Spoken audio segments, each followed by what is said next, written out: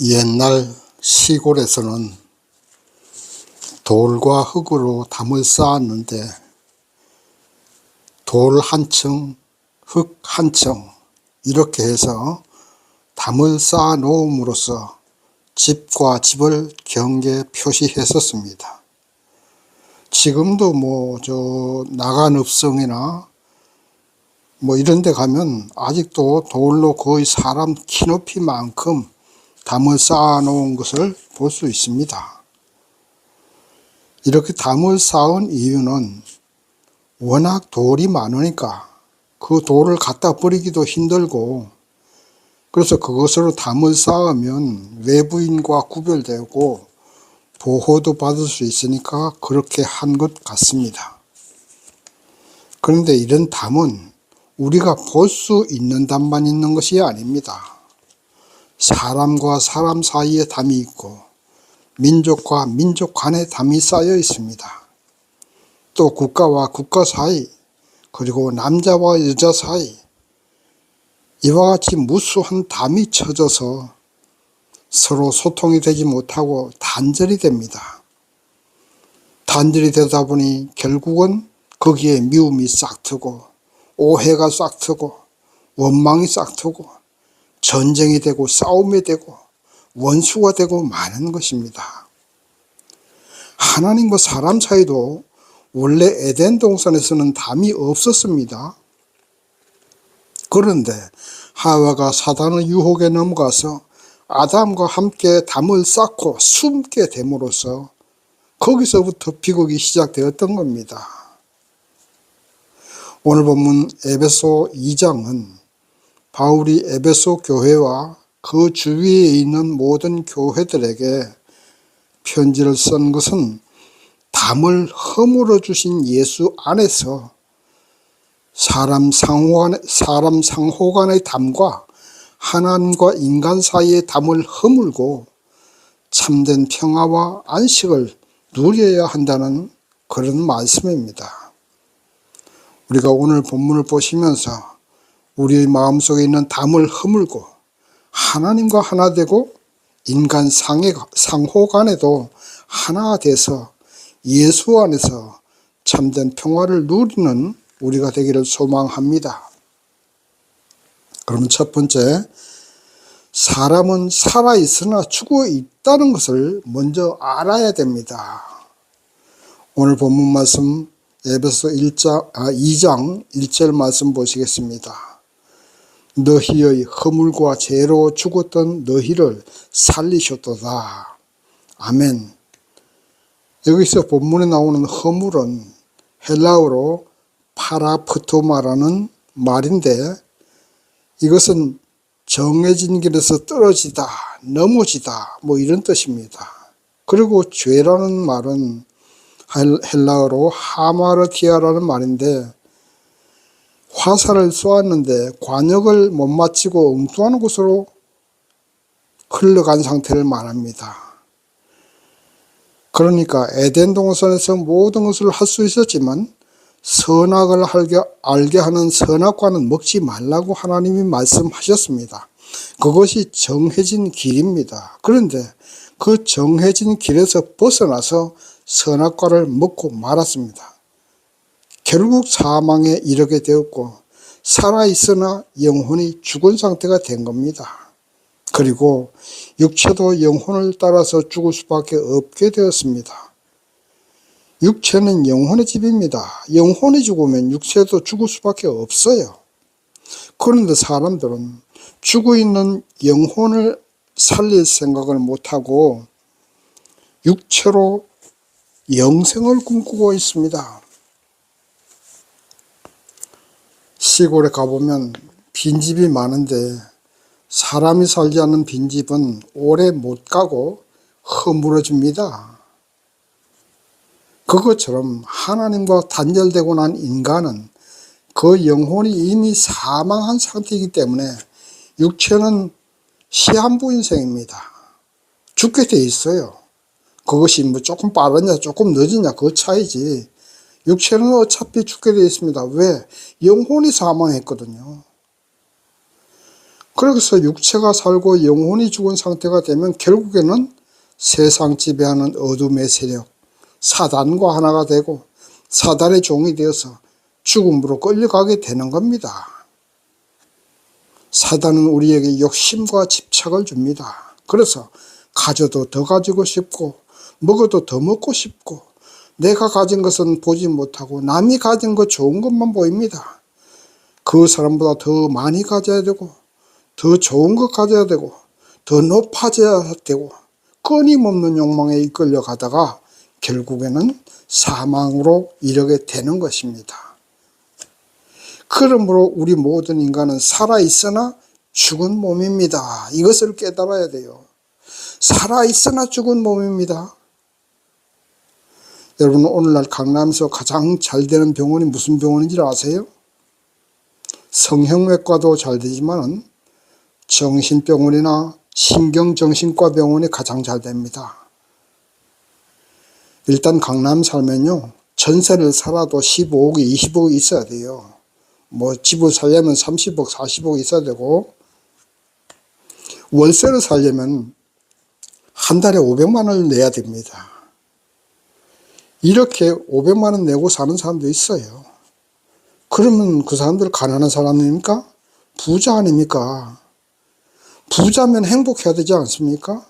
마음도 평안하고 행복해야 돼요. 그런데 왜 그렇게 신경정신병원이 많습니까?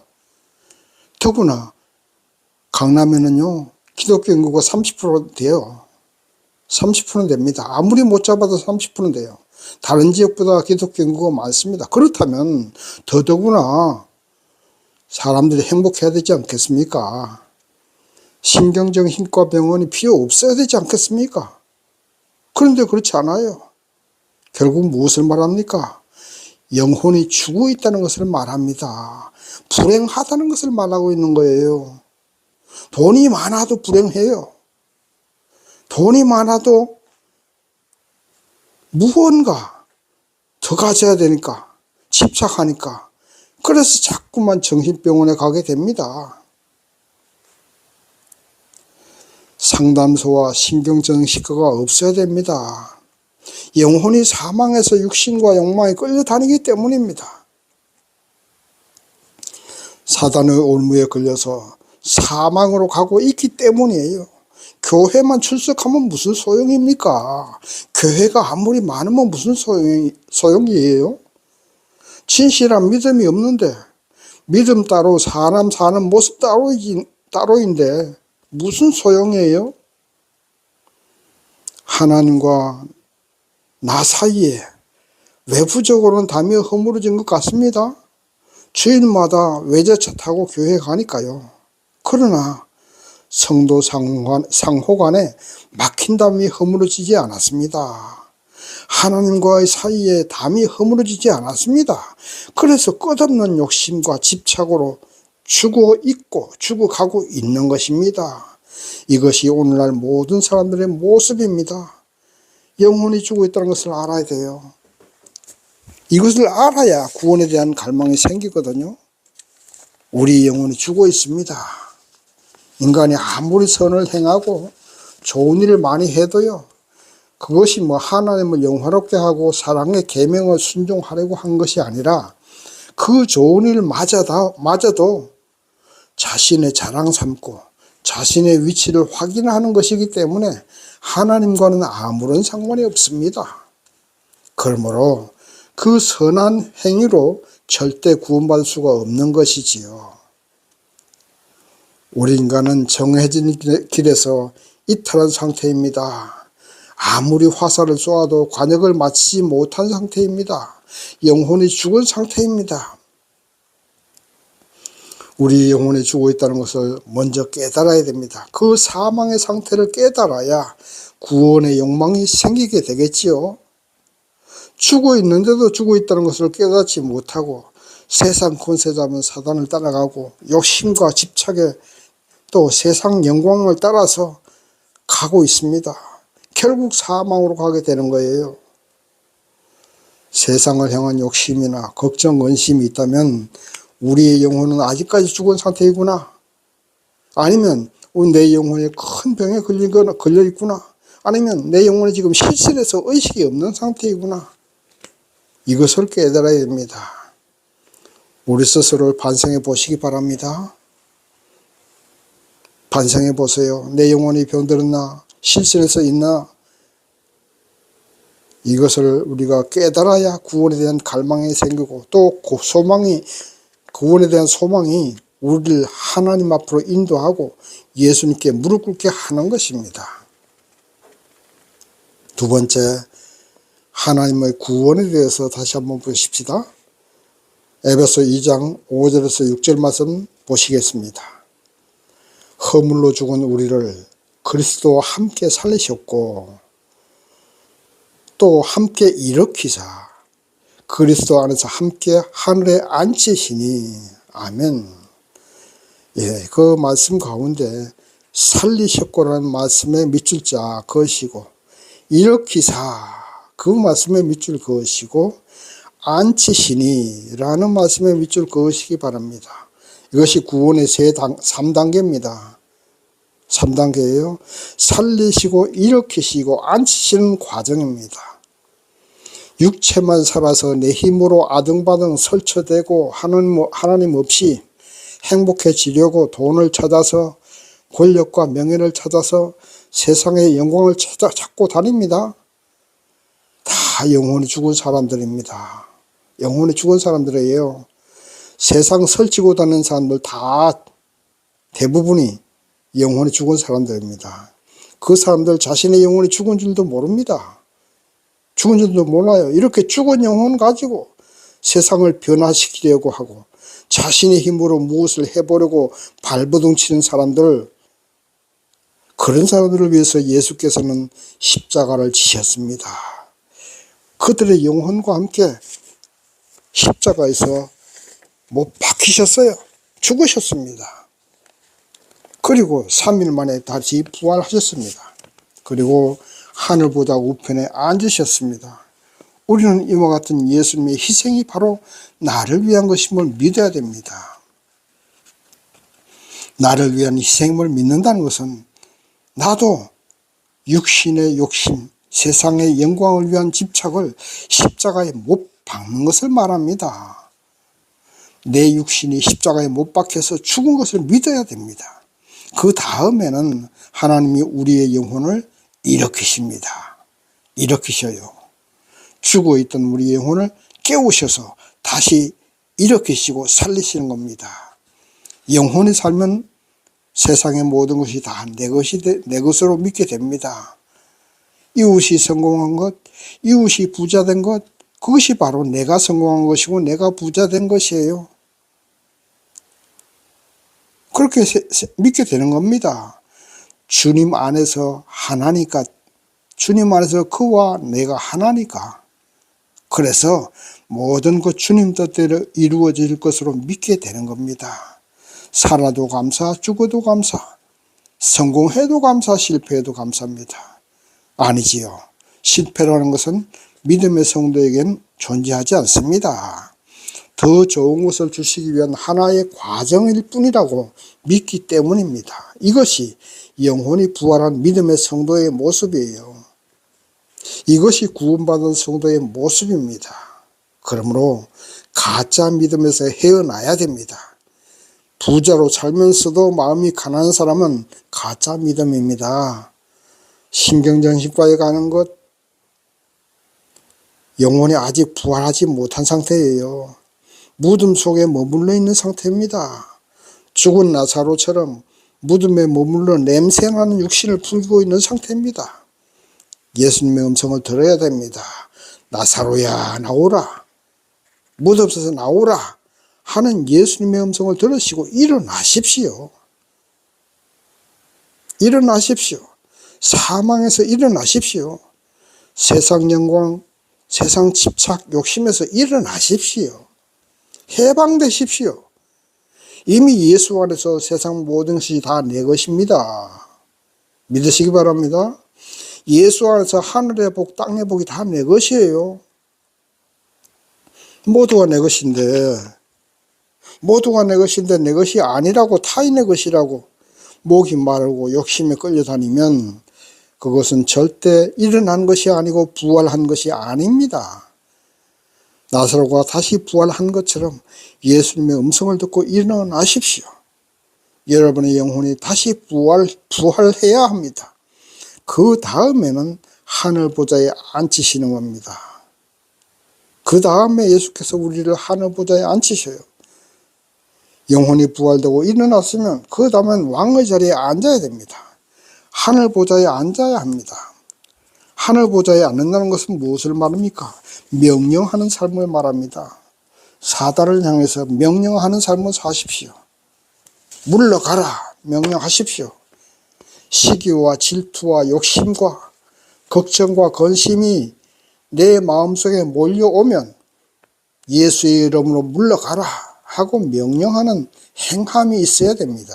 이것이 왕의 자리에 앉은 사람의 모습이에요. 이것이 구원의 3단계에 다 이루어진 상태입니다. 살리시고 일으키시고 앉히시는 하나님의 구원의 3단계를 거치셔야 비로소 완전한 구원에 이르는 것입니다. 그러므로 하나님의 사랑을 내가 느끼고 감사하는 것이 믿음이고 하나님의 은혜를 믿음으로 그 믿음이 수단이 되어서 구원에 이르는 것입니다. 그렇다고 우리가 구원받는 것이 우리의 어떤 공로나 업적으로 된 것은 아닙니다. 무조건적인 하나님의 은혜임을 알고 믿고 감사하고 그 결과로서 행함이 나타나야 합니다. 이러한 행함이 없는 믿음은 열매 없는 무화과 나무이고 거짓 믿음입니다. 그래서 우리는 세 번째 구원의 결과로 넘어가게 됩니다. 구원을 받은 결과 어떻게 됩니까? 오늘 말씀 14절 보십시다. 에베소 2장 14절. 그는 우리의 화평이신지라 둘로 하나를 만드사 중간에 막힌 담을 허시고. 아멘. 예수께서 십자가에 지시기 전에는 이방인들은 하나님과 아무런 관계가 없었습니다. 구원도 이방인에게는 해당되지 않은 사항이었습니다. 그래서 유대인에게 죄인들로 취급받고 함께 한자리에 앉지도 않았고 식사도 같이 하지 않았습니다.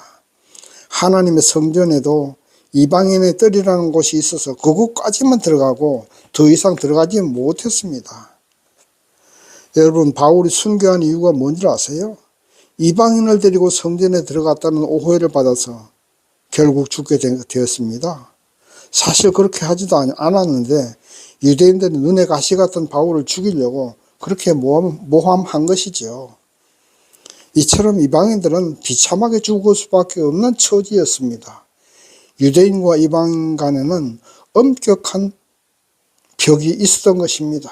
그런데 예수께서 십자가에 못 박혀 죽으심으로 율법을 폐하셨고 유대인과 이방인 사이의 벽을 허물었습니다. 하나님과 인간 사이의 벽을 허물어지게 되었습니다. 그래서 지금은 누구든지 예수 안으로 들어오면 하나님의 아들이 되고 천국 시민이 되는 겁니다. 믿으시기 바랍니다. 모든 담이 허물어지고 예수께서 모퉁이 돌이 되셔서 교회를 이루어가게 되는 것입니다. 이것이 구원의 결과입니다. 그러므로 우리는 예수 안에서 담이 허물어진 것을 믿어야 됩니다. 믿어야 구원이 오는 거예요. 나의 삶과 죽음, 성공과 실패, 부자됨과 가난하게 됨, 이런 세상적인 것에서 해방되는 것, 그리고 예수 안에서 평안과 감사를 누리는 것, 이것이 구원의 결과입니다. 구원은 죽고 나서도 완전한 구원을 받지만 현재 살아있는 이 세상에서도 구원의 축복을 누리셔야 됩니다. 그것이 바로 예수 안에서 예수와 하나 되고 모든 것을 예수님께 맡기는 것, 그것이 현재 우리가 이 세상에 살아있는 동안에 누리는 구원의 축복이에요. 믿음 생활 아무리 해도 평안과 감사가 없으면 온전한 믿음이 아닙니다. 담을 허무세요. 예수 안으로 들어오세요. 너와 나의 담을 허물고 마음과 마음을 서로 통해야 됩니다. 미움과 원망, 성공과 실패 이렇게 구분하는 담도 허물어야 됩니다. 무엇이 성공입니까? 무엇이 실패입니까? 무엇이 미움이고 그것을 구분하고 느끼는 것, 그것은 내가 살아있다는 것을 말합니다. 내가 살아있다는 것은 예수 안으로 들어가지 못한 거예요. 구원의 믿음에까지 이르지 못한 겁니다. 나와 너를 구분하지 마세요. 성공과 실패도 구분하지 마세요. 가난과 부자도 구분하지 마세요. 예수 안에서 그 모든 것을 허물어졌습니다. 예수 안에서 예수의 사랑으로 하나님을 사랑하십시오. 예수 안에서 모든 사람을 사랑해 하십시오. 예수 안에서 세상에 있는 모든 것은 있는 그대로 사랑하세요. 내 소유물로 삼으려 하지 마세요. 하나님의 것입니다. 예수님의 것입니다. 내 소유로 삼으려는 것은 내가 살아있다는 것을 말합니다. 예수 안에서 구원의 평안과 감사를 누리세요. 왕같은 제사장으로 살아가십시오. 이것이 구원의 결과입니다. 말씀을 정리합니다. 담을 허물어야 됩니다. 하나님과 나 사이의 담을 허무세요.